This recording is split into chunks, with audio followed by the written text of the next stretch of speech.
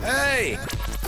This is JJ and Alex. I made a name for myself, I told you I won't be denied. As you wrap up your day, it's time to get your fix of the teams you live for and the sports you love. This is JJ and Alex on 97.5, the KSL Sports Zone.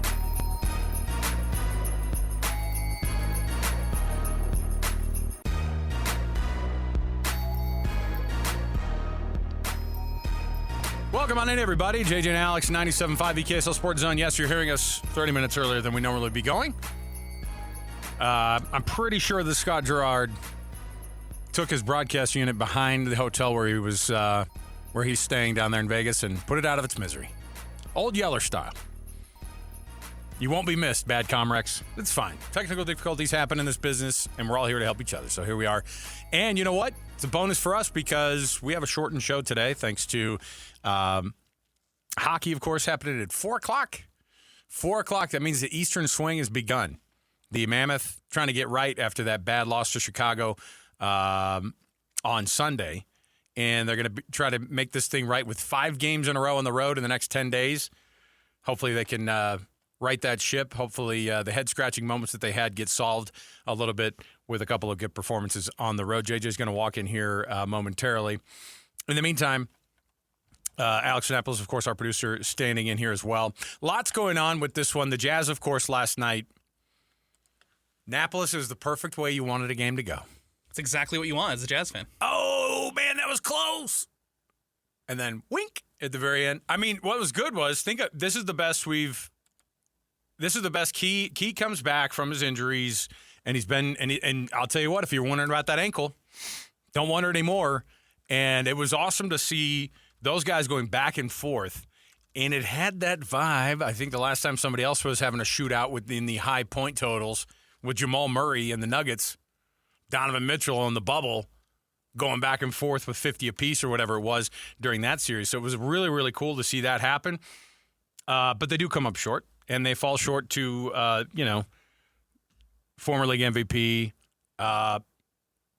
These guys could be champions again. These guys have been world champions. They know how to do it. And so it was a nice game, I think, for this young group. And it was a good game, obviously, for Key to be able to come back and get his thing going. So we'll talk, of course, some Utah Jazz, and we'll get a lot going there.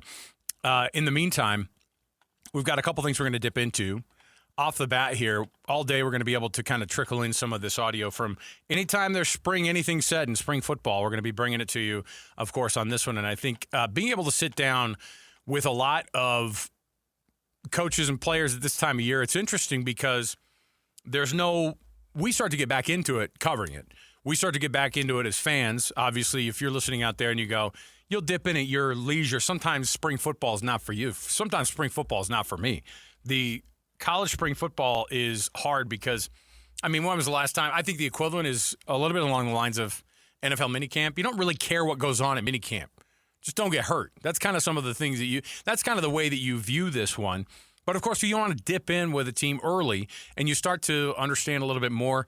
Now that this coaching staff has a bit of a different identity, now that Jay Hill and a lot of his staff walk out, enter Kelly Poppinga, the new defensive coordinator for BYU.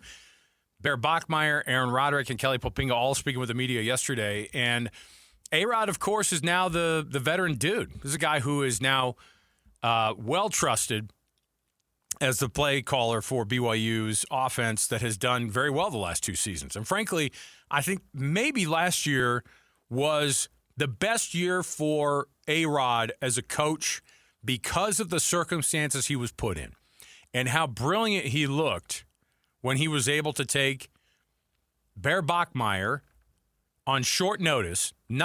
I'll remind you, too, we had A-Rod on, midsummer. No, it might have been early June that we had him on. I remember out here in the plaza for like a Jazz game or a Mammoth game. And I remember us talking to A-Rod, and we didn't think much about, hey, these Bachmeier brothers, that's pretty cool. We got a little score of those guys out of Stanford. Bring them to Provo, see what happens. And all A-Rod would say was, this guy's an athlete. And, at that point, too, we're also trying to juggle the difficulty of BYU trying to transition in a new quarterback. I don't think any of us thought to ourselves, okay, Bear Bachmeier, yeah, he's a quarterback. He's coming in. I don't think people looked at Bear Bachmeier and said, oh, yeah, that's probably going to be the future of BYU football. Instead, it was, What's McKay Hillstead going to do, right? And then you start looking down at the depth chart and you go, I don't even know what's on the rest of this depth chart. Well, it turned out that the masterful job, the huge talent that Bachmeier is, the masterful job that A-Rod did, that guy bought himself quite a bit of an extension, or maybe to pick your place the next time you want to coach somewhere else, because the job that A-Rod did last year is probably the biggest feather in that cap so far in his coaching career at BYU. To be able to do what he did in such short time helps to have the guy who has the brain for it, has the talent for it. I don't think any of us expected it would turn around that quickly, but JJ just walked in the studio. Everything good, man? You okay? Yeah, I'm good. Okay. Made it up the stairwell. Oh, I'll never do it, even if I was late. I'm joking. I'm joking. I'm not a fool. I took the I'm elevator. not going to go this. I was like, you're way less winded than I would have been. It's very tricky coming up those stairs from the parking garage, because you're like, isn't it just 2 floors? They're like, no, it's really like 6. The parking garage. Should I even discuss this over the air? What? We park in Yes, far away. Far West. Yeah. We haven't gotten that. We've been banished to the outer corners of this parking facility here at Triad Center. I'm not an important person, so I don't get one of those spots. No. It's quite a hike. My move is, if I'm driving like a rental car or something, Yeah. I'll park in the VIP spot. You don't know who I am. Yeah, boot that car. I don't care. That's Herc's problem, not mine. I know. We were just talking about the BYU, of course, had their first or their second availability of spring practices, and I was likening it to minicamp. We don't care what happens at NFL minicamp. You just don't want to hear bad news out of minicamp. Like, I don't need all the sound out of there. I don't need but when you have changes like this at the college level, spring ball gets interesting, because this is Bear Bachmeier's first spring with BYU. That's a great point. And it's a different look, of course. I will tell you that Aaron Roderick's mind he must be so feeling now difficult, but at the same time, you've got to feel really at ease knowing that you've already got your quarterback. You don't have to worry about that. But A-Rod coming in and doing the job that he did, I thought that was as good of a job that he's done in his entire career. Think about the Aaron Roderick from 2023 even going in. His very first go as offensive coordinator at BYU when he came in. Then think about the dark days of like that awful rushing offense that they had in 2023, or 22. Yeah, their first year in the Big 12, they couldn't run the football. It was one of the worst outputs that they've ever had. The Fire Roderick tweets and texts and things came in year long, and it was obviously something else. For him to go to 23 and 24 to have the years that he did, and I think last year, because of the circumstances, that guy deserves as big of a kudos as anybody else. We talk so much about how big of a deal it was to have Jay Hill. But Aaron Roderick guiding that offense last year through some tumultuous times was pretty, and not just that, thriving on it was pretty darn cool to watch. I think an offensive coordinator is an easy punching bag for fans. You rarely hear fans like, "Oh, we got to fire our defensive coordinator." These calls are ridiculous, but that's what we do to offensive coordinators all the time. And look, if A-Rod's going to tell you that guy, I understand. That's what I signed up for. Right. It's okay. Everyone's going to criticize every decision I make, every play I call, every personnel decision, every quarterback competition choice we make is going to be scrutinized. And you signed up for that, and you're okay with that. What I admire about A-Rod is he handled a lot of that criticism. I remember when he was at Utah and the criticism he had, and he even lost a job there. Right. Those are tough times, man. And I appreciate anybody that is able to overcome some type of adversity, whether it's in their personal life, their career, whatever it is, continue to fight and move forward, believing in yourself, believing that you are doing things the right way. You just need to be patient. You just need to keep working hard. You just need to continue to grind, and things will work out. And he's a perfect example of that, where if he listened to everything we said on the radio or somebody told him at the grocery store, I don't think he'd be successful. He knows what he's doing. And if you question that, and we can criticize play calling and scheme and different things like that. It's part of the game, and that's part of what we do. We all are fans. We're all in the meet. We're having fun with this. This is entertainment. It's not personal, but what he's done, and if you can't really look and say, well, he's not this and he's not that, because he's proven that he is. And that's where he deserves a lot of credit, is he has now proven himself as a terrific offensive coordinator because the proof is in the pudding. Right. Look at the stats. Look at what they've been able to do during his time at BYU. Look what Tyler Algier did at BYU as a running back. When they had great players, they have done great things. How many quarterbacks has he coached there that have gone to the NFL? That list is growing. Yep. And I think that, Bear's an intriguing quarterback. Keaton Slovis was in the NFL. Yeah, I forgot about that. A lot of people we all have. did. You get my point? Yeah. As frustrating as that year was, there was good things that happened, and it was part of the process of getting where they are today. And if you look back on his resume and his full scope of what he's done, Aaron Roderick's had a great career, and he deserves a lot of credit and a lot of respect for what he's been able to accomplish. So going from where they were in 2022, the 2022-2023 season, that first one of the Big 12, to having the Big 12 Player of the Year be their halfback, right, and their main running back, their RB1, and to have the year that they did, and they just got better. The second year in the Big 12, obviously, you go and you win 11 games that year. You win 12 games this year. And that's on the back of going, was it 5-7 the year before? Was it 5-7? They finished 5-7. Remember, they just missed the bowl game by losing that overtime game to Oklahoma State. That was actually I think everybody charity. blacked that out. That was a charity move. Like, please don't go to a bowl game like that. Nobody wants to see this. Should have been 7-5. Nobody wants to see this offense in the in a bowl game. So when we come back, I want to hear from Aaron Roderick. We've also got some Bear Bachmeier sound to play, and then of course the newest. And we've heard from Kelly Poppinga since the hiring, but now that spring ball is underway, he had a lot more to say. In fact, he had a lot more to say than even the other guys that got up to the podium, I think, because he's got a lot more questions coming at him. Absolutely. And that's fine. You got a big set of shoes to fill.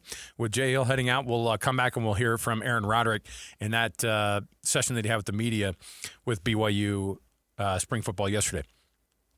It is a Tuesday, and we are early on this thing, JJ, but guess what? Let's do some Jazz tickets right now. Yeah. It's a Jazz Ticket Tuesday. Let's jump in and do it. It's Jazz Ticket Tuesday, and your chance to win tickets is right now. Call this number now. Call this number now. Be caller number 12 at 801-575-ZONE. 801-575-ZONE. And you'll be on your way to Delta Center to see the Utah Jazz. He fires the three. He hits. Oh, don't do me like that. This is 97.5, the KSL Sports Zone. Call number 12, 801-575-ZONE. You get a pair of tickets on a Jazz Ticket Tuesday to check out the Jazz and the Warriors coming up on the 9th. That's next Monday at Delta Center, 7 p.m. So 801-575-ZONE, 801-575-9663. Call number 12 gets those tickets. Right now, we'll be doing tickets all the rest of the day as well on a Jazz Ticket Tuesday. We got to cram in a lot because we still only have – we're going to go all the way up till 4 o'clock. So even us coming into this situation – early, JJ, still feels like we're rushed. So we'll give away as many tickets as we can, as we're allowed to, and we'll get you hooked up with as much info here as we get you ready for hockey night in Utah starting up at 4 p.m. tonight. Stay with us, 97.5 KSL Sports Zone. Your home for the best coverage of the Jazz, Utes, and Cougars is right here on the Zone. This is JJ and Alex on 97.5, the KSL Sports Zone. Ah, yes. Summer of 1995. Come back, would you? Simpler times. I can't tell you how many times I listened to this CD over and over and over. I know. Again. That's what I said. It just transported me right back to painting fire hydrants for the city of Grapevine, Texas, picking up roadkill. Good memories. They let us drive city trucks around, government trucks around. At what age? 15. 15 years old. God bless Texas. They're like, we got to get some stuff done here. A couple guys driving around, picking up dead squirrel. Now, the big roadkill situation in Texas is the armadillo. Number one, squirrels. Armadillos are rough because they and you don't want to get them right when they get killed. You don't want to get them a couple days after that either. You either have to get them right when they're dead, or you wait a week or so, or a week and a half in that Texas sun. So it's just. Can you explain why that is? Gets driven over a bunch of times. Yes. It's like the same of having like you don't want to eat rancid meat, but if you dry it out enough, it's okay. No, I'm not saying to eat. I'm saying the smell isn't there on a dried, crispy armadillo. Make sense? So on a scale of 1 to 10, what is the smell of a dead armadillo? Oh, just like the other animals that are in trails. So or it's not any more on the road. extreme than others? No, and they look hilarious, though. They look like dinosaurs, miniature dinosaurs out on the road. They get hit a lot, though. They're not very good on the streets, so there you go. So they're really not as cute as some people might think. Chris Cornell and picking up roadkill. Great memories. And that's why you tune into here to 97.5 DKSL Sports Zone. All right. I told you we were going to hear from Aaron Roderick, BYU's offensive coordinator, had a media availability yesterday. And, of course, going into another year here, going into having to reset this offense, the talent that's coming back, pretty darn good. Obviously, the subtractions are pretty obvious, and then people are going to look and go, what's going to happen with that wide receiver core? I think even prior to Parker Kingston being out of the program, you're wondering who was going to be that wide receiver one. I think we knew that Parker Kingston led the team in catches and yards, but I think that they're looking for somebody who is that traditional wideout, big body, gets up for those 50-50 balls. Is that JoJo Phillips? We don't know. Anyway, A-Rod probably is tickled to have L.J. Martin back. But here's what A-Rod said yesterday in his first availability in spring football. There's a lot of good players in that room. Those guys will step up. I'm very confident about that. Casper did some good things today. We've got some young players that are doing some good things. I'm a little reluctant to comment about young guys, though, because then people will start tampering with them before the next portal window. So I'm just I'm not gonna say nice things about the young guys anymore. How's Cody Hagan so far? He got banged up in the bowl game, so he's making his way back right now. But he's doing a good job. Yeah, he's doing a good job. We're easing him into it. Yep. You mentioned Casper. Was he a guy that you guys had a lot of experience with, just in the recruiting world and everything? Yeah, somebody we wanted in high school. We just didn't really have. He was in on Oregon pretty quick, but he's somebody we liked a lot in high school. Yeah. Enoch Watson's a new face on the roster. What kind of skill set does he bring at quarterback? Just similar to our other guys. I mean, he's a super athlete, really live arm. He played really only 1 year in high school in a real passing offense. Played for Max Hall, and he had one really good year, and we feel like his best days are ahead of him still. He's developing, and he is a very talented guy, very, very talented guy. See there, I just made a compliment to a young guy. I shouldn't have done that. I got you, right? Yeah. Careful. It tricked me. There's no spring portal window. Yeah, this year, so that's true. That's true. A little bit easier. You're right. How different has it been just having Bear here for the spring? Obviously, last season you didn't have him here. Yeah. It's nice. He knows the offense so well now, and we don't have to. We can really just play ball, and it's like from day one he's got the whole thing down, and we're doing some pretty advanced stuff right now with the first group when he's in there. And then the biggest thing though for Bear is this off-season conditioning. This is his first college off-season, so we're really getting a chance to get him in shape, get him strong, get his body tuned up. And he made it through 14 games this year healthy, but we want to use this offseason to really get him in great shape. How much easier will that make it for him going into fall camp, just having that under his belt? Yeah, experience is huge at every position, especially quarterback. But he played a lot of football last year. He's seen a lot of things, and so he's a true sophomore, but he's a veteran player for sure. Walker Lyons is somebody that you got out of the portal. Just what have you seen from him early on, and how do you feel like he's going to kind of step up in Carson Ryan's place? Walker has been exactly who I already knew he was, and who I expected him to be. He did a really good job at USC.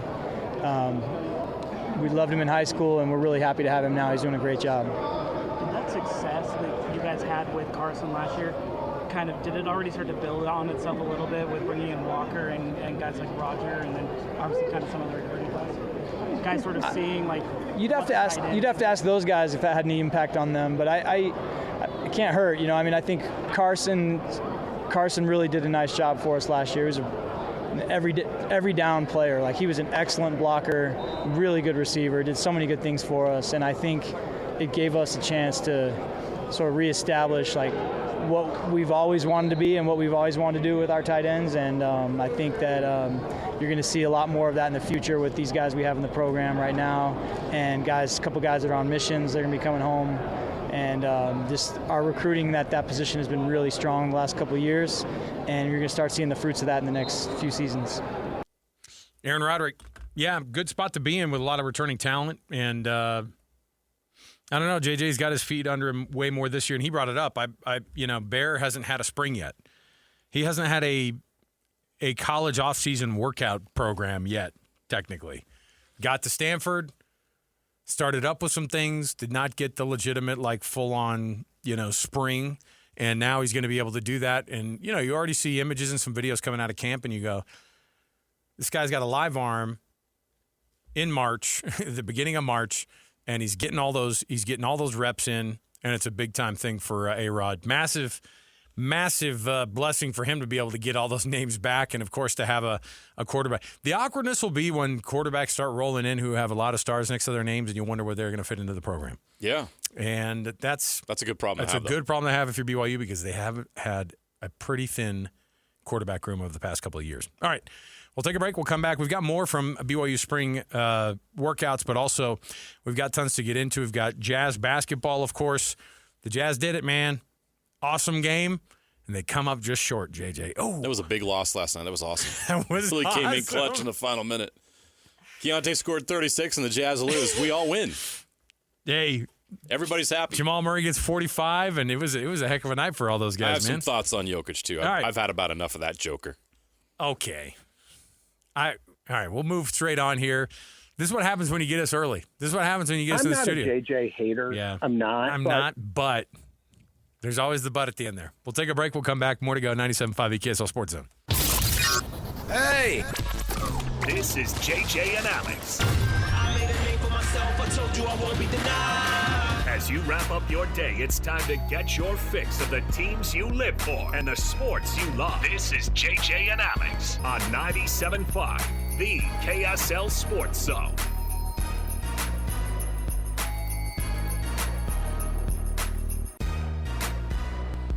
All right, welcome back, everybody. JJ and Alex, 97.5, the KSL Sports Zone. Yes, you're, hey, we're already 30 minutes into the show here. I'm exhausted. Can I go home? Give it 52 minutes, JJ. Okay. All right. I'll stick it out. All right, so you've got yourself some Mammoth hockey tonight, and the Washington Capitals playing host tonight to the Mammoth, who are in desperate need of getting the taste of that awful, awful loss to the Blackhawks out of their mouth on Sunday. It was just an ugly game, top to bottom.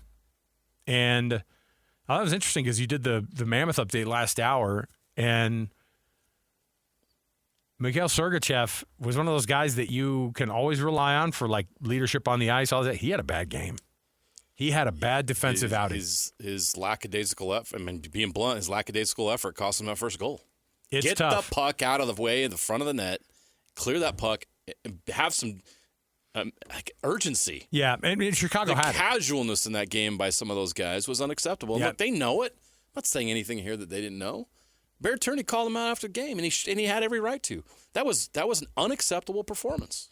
It was bad, and so I think the further you can get away from that, obviously it helps with the win. And the Caps are good, and they've got a lot to play for. Not that you would think anybody in the NHL would give up any time, but the Capitals are in a fight themselves. The Mammoth are in a crazy race right now. Maybe the most difficult in across all the playoff spots that are available. The wild card spots in the West are just absolutely. And if you're in the Central Division, you have no shot except for getting a wild card spot, and then you're fighting for that, and you're wondering if you can get yourself into that conversation, knowing that you're probably better than a couple of those teams, even toward the top of the Pacific Division. But you better play like it. Yeah. You got to play like it. So we'll talk Mammoth, of course, coming up and get you ready for that one. That's going to be happening at the 4 o'clock hour, 5 o'clock puck drop right here on your radio home of the Utah Mammoth. All right, so let's continue a little bit with some of the spring practice stuff, because I think now, obviously, too, I think BYU squashed. I don't know, when was it, JJ? Maybe a couple of years ago, 2 or 3 years ago. They stopped doing the whole well, freshmen don't talk until they take a snap. You know, like That was a while ago. I don't think they really do that. That was more of a Bronco thing. And there was sort of held over. A reason for it. I was at practice a lot at that time. There was one freshman in particular that said dumb stuff, and they just like, we're done. They're just like, we're going to solve this problem by not making any of them available. Basically, this high school kid is supposed to be at prom coming up in the spring. We don't want him speaking for the program right now. Basically, that's what it was. Yeah. And so that time has passed. But honestly, you shouldn't have to hear from freshmen. You should be able to hear. You should have a good enough team where you have juniors and seniors that can lead in that capacity. Sure. It's not often. I mean, if you want to go do a feature story from the media perspective on a new freshman or whatever, that's fine. But, I mean, when you have to roll a freshman out there in front of the mic often, that sometimes isn't a good thing. But in BYU's case last year, it was because Bear delivered. So, speaking of Bear Bachmeier, sitting down, they're always standing, coming off the practice field, having a chat with the media. First availability for BYU's now veteran quarterback. Here's what Bear Bachmeier had to say as spring started up here. Definitely beneficial and just knocking off the rust, but also building chemistry with the new guys, and so it's good. Who are some of those new guys maybe who have stuck out to you so far? Yeah, I mean, you got the new tight ends, Roger and Walker, and Kyler from Oregon, and then some of the freshmen as well. So, yeah. Obviously, a lot of new faces in the wide receiver room. Have you seen anybody emerge there? And what have you noticed about the depth there? Yeah, I mean, I got a lot of confidence in all those guys. I mean, I think it's self-explanatory that it's lined up right for JoJo to have a great year, and so he's looking really good. Carson Ryan had such a productive year last year, more so than the other BYU tight ends in recent history. What do you think made his year so productive in terms of like your connection with him? Yeah, I mean, I think it's just a testament to Carson and the kind of player that he is, and A-Rod and the staff schemed up well for him, and he had a marvelous year, and I can't wait to see him perform in Pro Day and get drafted here pretty soon. Do you think there's anything that you can do to maybe reproduce that with some of the new tight ends coming in? Yeah, of course. It's everybody's totally different, but once they get acclimated to our scheme and what we like to do, our tight ends are going to be dangerous again. Hey Bear, what are you wanting to accomplish by the end of spring ball? Anything you individually would like to accomplish? Or? Yeah, I mean, I think schematically with our personnel, obviously getting acclimated to the new guys, just kind of what we were talking about. Getting adjusted to how they like to play, and then them getting adjusted to how I like to play as well. So just kind of making that chemistry stronger, and. You obviously had a remarkable fall camp last year, but kind of a compressed opportunity to learn just how to implement the offense and succeed. Just kind of maybe transpose that to what you're going to be able to do this spring and how it's going to benefit you, and just how much of an advantage that could be for you going. Yeah, no, definitely looking at last year, definitely a confined time to really divulge in the playbook and really take that all in. But obviously having a whole spring ball and getting it under my belt, it'll be very beneficial. It'll be very beneficial. There's so much attention's given, obviously, to spring ball and like being able to get out on the field, practices and all that. What's the big deal about off-season conditioning, kind of the extra weight room that you guys are able to go through? Like, have you already noticed a little bit of an advantage for being able to start to go through that you didn't get last year? Yeah, of course. Yeah, I was at Stanford last year doing off-season training, but yeah, obviously being here and obviously being in higher elevation and getting even more used to that. It's beneficial, obviously. So yeah. Did anything surprise you from the strength staff here that you kind of went through the first time? I was here in the summer. They just try and kick your butts in the off season. So yeah, that's. Think of the summer as the winter. They still try to. Winter's rough, and winter's pretty rough, and summer will be rough as well. So yeah. All right, there you go. Bear's got a lot of. He's got a lot ahead of him, man. He's got a lot of great football to be played ahead of him. I'll tell you what's interesting about him though, is he brought up, having the scheme down already is just such a big deal. That was the thing that put him head and shoulders above everybody else, was his head, right? And it was it was so obvious from the beginning that he got concepts faster than anybody else who was there, including the guys who were already there. And that's not to dig at those guys. He just has I don't know. I don't want to say this without trying to. It's going to make these other guys not sound like they're smart, but Bear had the acumen to process all of it and to do it all, right. and to do it all from the get-go. So what he had, you're dead on. You have to keep in mind, first of all, he's a gosh dang centaur. He's a freak. There's the physical specimen. So part, the physical part was always standing out. You saw a picture of him and the other quarterbacks in the room, and it's like one of these guys does not look like the others. But then you combine the mental acumen and the ability to pick up things so quickly. And at that point, it was apparent to everybody. And you remember Chase Roberts and others talking in fall camp last year. It's like, well, it's pretty clear. It became pretty clear who the guy was that was going to lead our team. It's because he separated himself. He actually had the physical capability to dominate combined with his mental capacity to dominate. And that's what he went out and did right from the get-go. He was terrific. He did not look like a freshman because he had that combination of things. And you just chalk it up to him being a very, very gifted young man, both physically and mentally. And you're starting to see some, I don't know, there was a little bit of an aw shucks with him. Not that it was, you know what I mean? Like, just, that's not even the word. You could tell he was young. Yes. You could tell he was young and everything was new to him, but it was just like, whatever. And it kind of worked because I don't think he felt like this massive amount of pressure. If he did, he didn't show it. Yeah. But he was just playing. He was just out there playing football. There was it wasn't like, if I don't get this play right, I'm coming out of the game. There was none of that. He just went out and was balling because he had the confidence that comes from being that physically gifted and that mentally gifted. So I think that's the part they're not going to have to. Special. Yeah, they're not going to have to worry about him that much. But let's get over to the defensive side of things here quickly before we get to our first break of the hour. Kelly Poppinga, obviously, a lot of eyes on what he's going to do. I mean, the pressure is going to be on K-Pop, a guy who already knows the program well, already coached the positions on defense that were his charge, and then also was the special teams coordinator.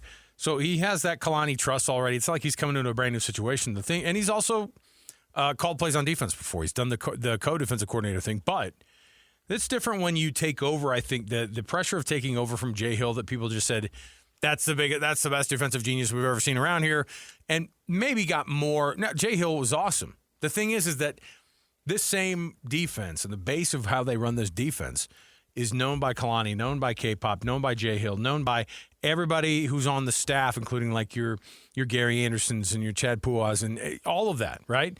Everybody who knows the system knows that system. They're not getting taught new stuff. And so Jay Hill going out, the seamless transition that I think BYU fans and BYU is hoping for. We'll see how that goes. But here's what K-Pop said in his first availability in spring as a defensive coordinator for BYU.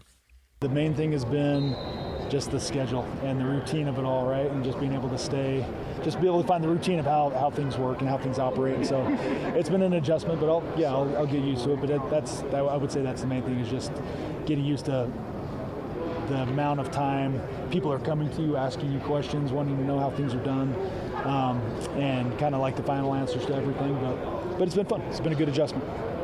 Adding the assistant coaches that you have, what's it been like kind of building momentum as a coaching staff with a new group? Yeah, those guys have been great, man. They're smart guys. Demo and Lewis have come right in and been able to, pick up on the techniques and the scheme, and really good coaches. I think they've gotten, the corners and the safeties. They've really caught on to those guys, and so I like what I see with that. And then, Chad Kahar, he's been around.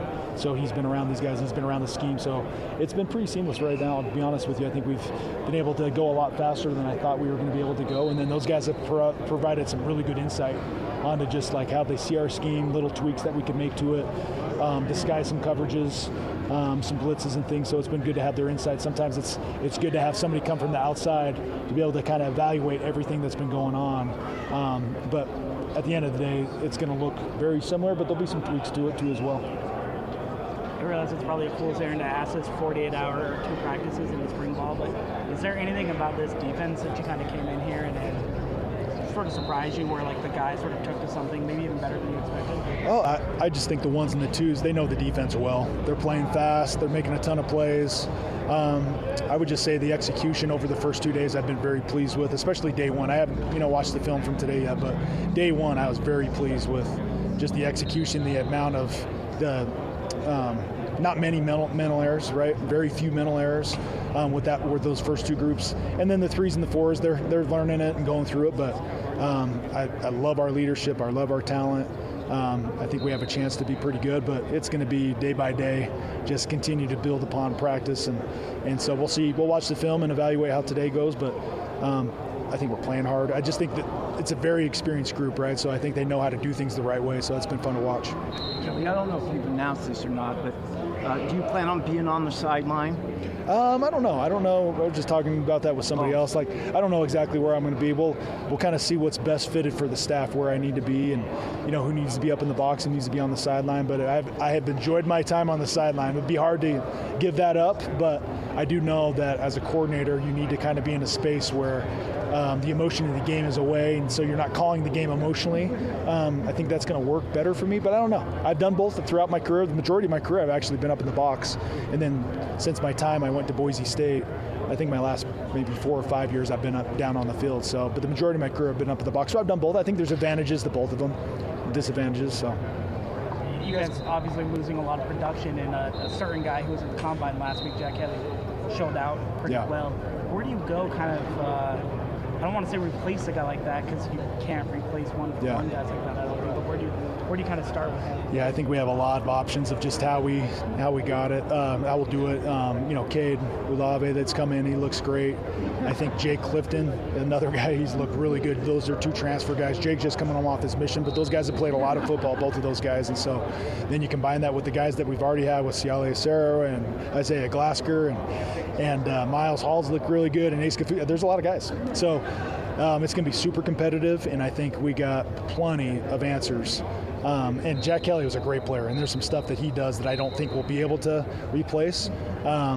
But there's a lot of things that I think these guys can add to this scheme that maybe we haven't had in the past, and I'm just excited about the depth and the competition. And I think just over the past couple of years we've recruited that position very well, and so we're in a good spot.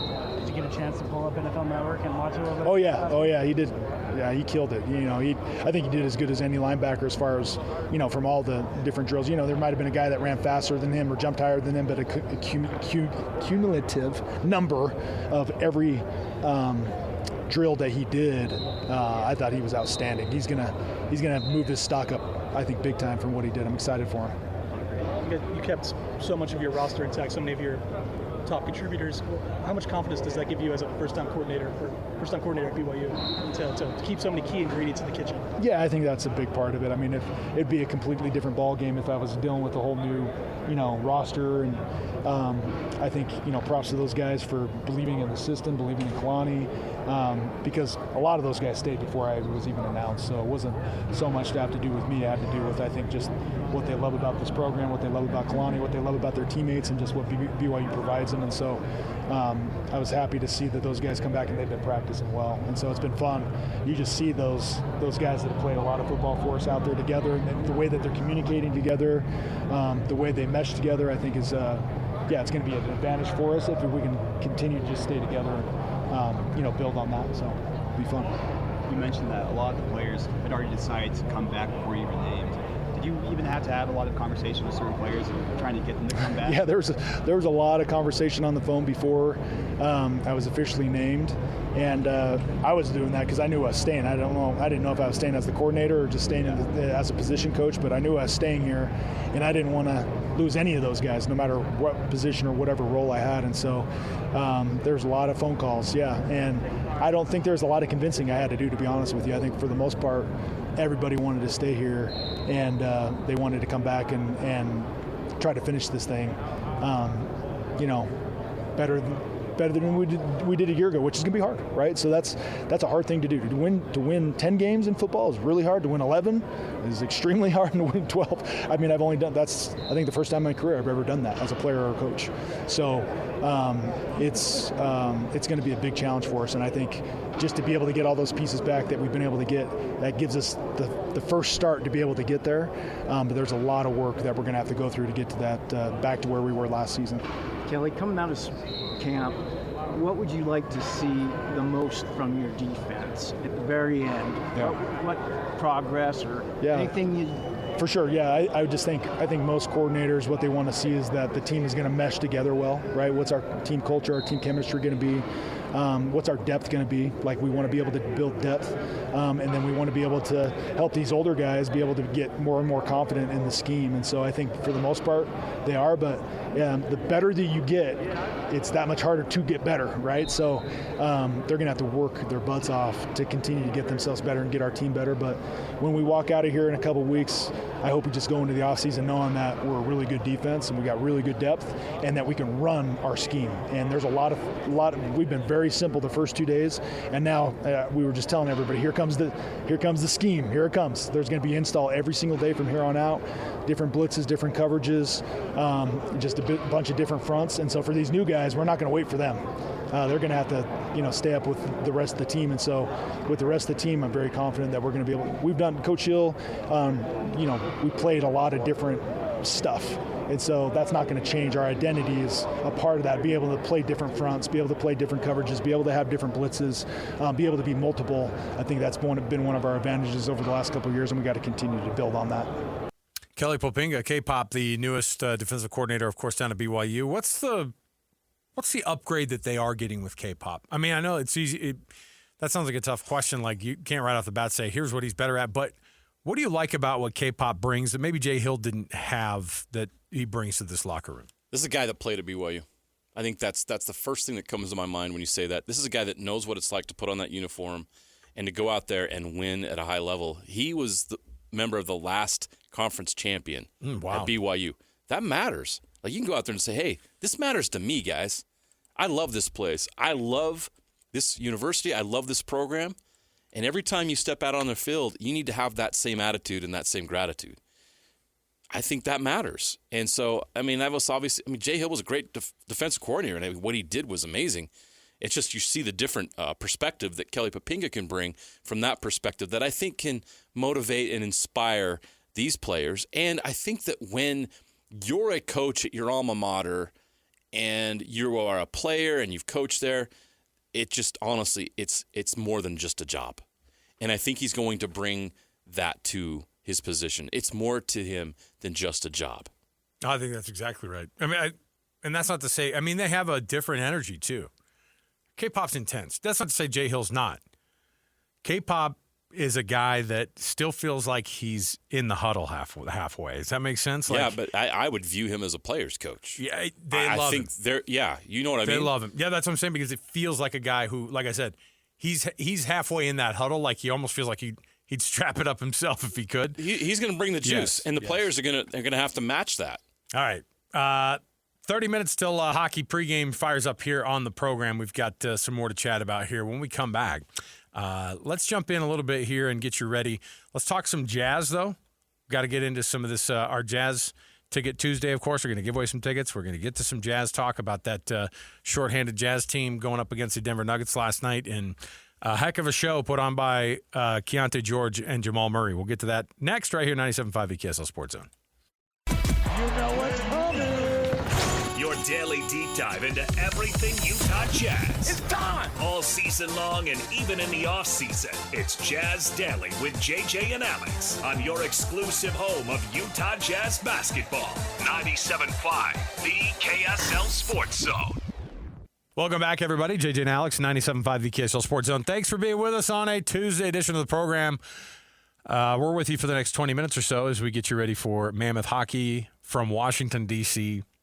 Pre-game's going to start up at 4 o'clock and a 5 o'clock puck drop since they're on the East Coast. 5 games out of the next 10 days on the road, JJ. They need all of these that they can get. Every point they can squeeze out of this trip to the East is going to be absolutely vital. And after last Sunday's performance,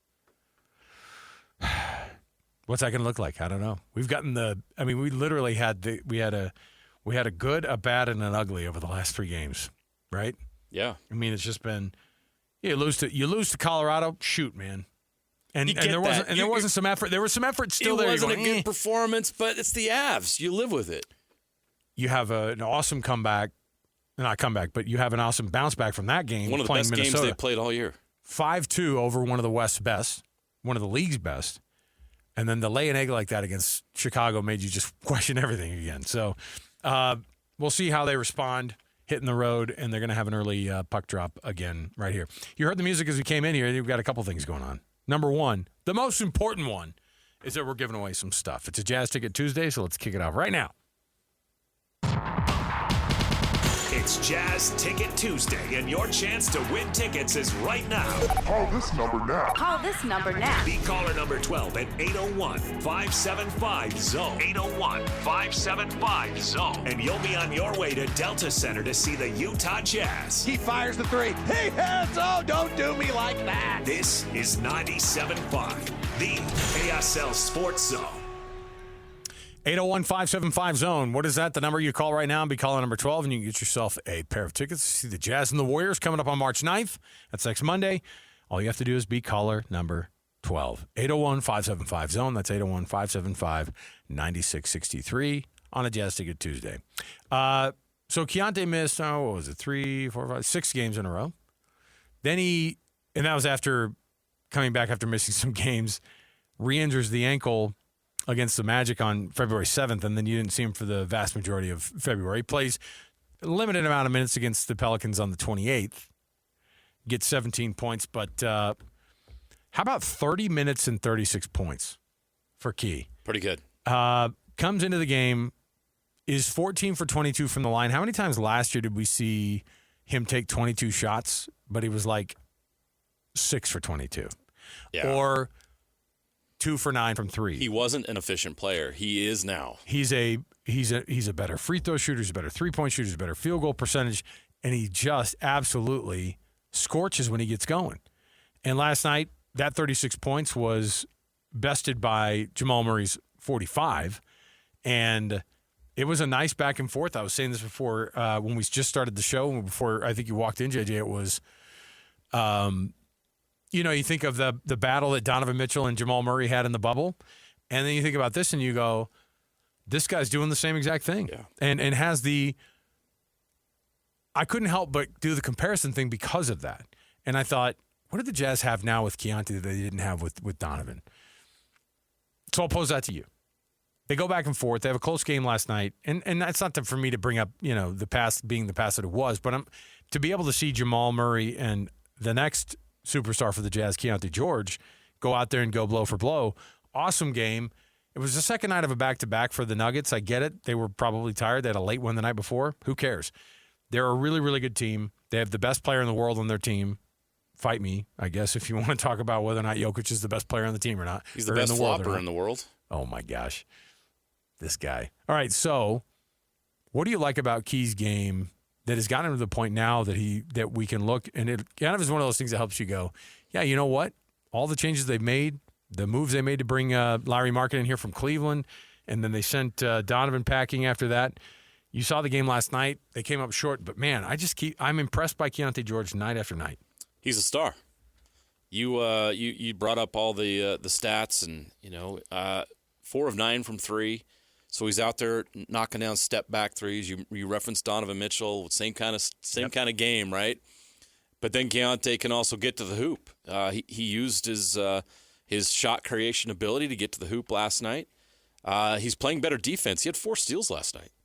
We need to give him credit for that. Like, he's playing both ends of the floor better. He's becoming a complete player. The most important thing about it is now we're seeing consistency out of him. He's great every night. There's rarely, there's been moments this season, maybe you had one game where but there's been weird stuff with this team all year. For the most part, he's been very consistent. And you see that in his numbers across the board.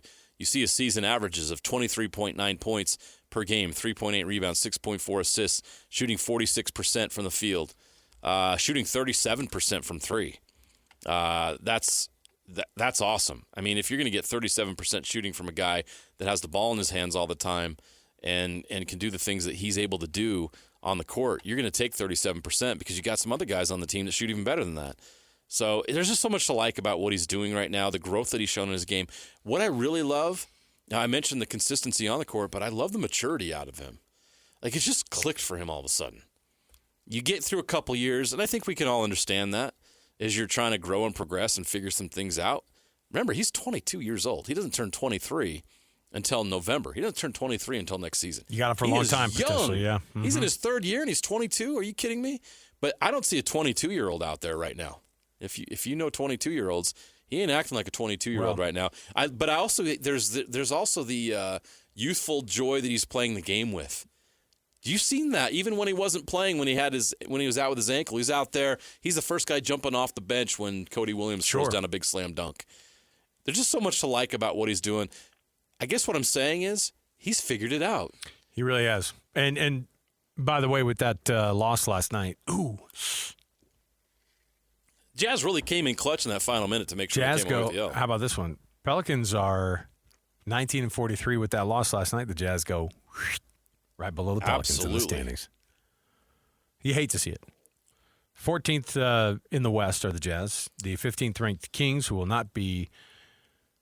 Well, there's bested and then there's worsted. They won't be worsted this year. They don't need to be worsted. No, it's fine. They're a game and a half behind the Wizards in Tankathon.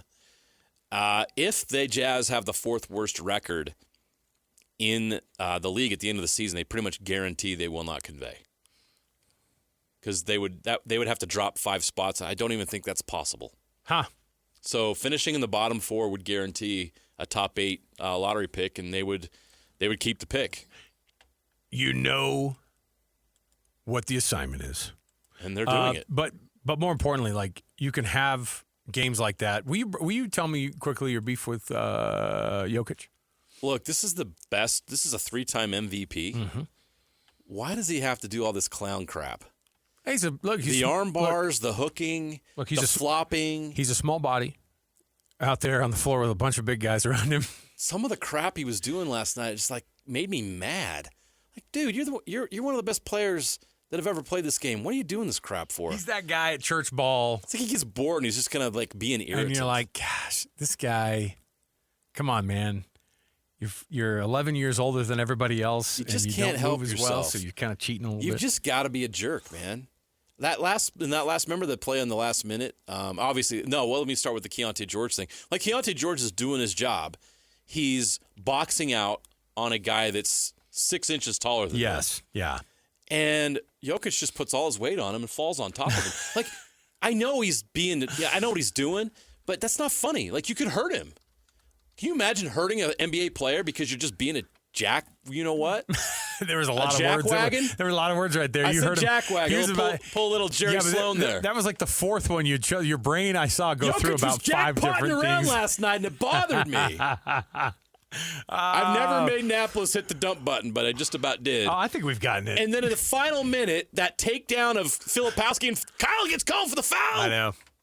And the refs let him get away with it. Drives me nuts. Imagine 17-year-old Flip like 2.5 years ago when you're guarding Jokic in the league. And you're like, no, please don't make me do that. Nah, no thanks. All right.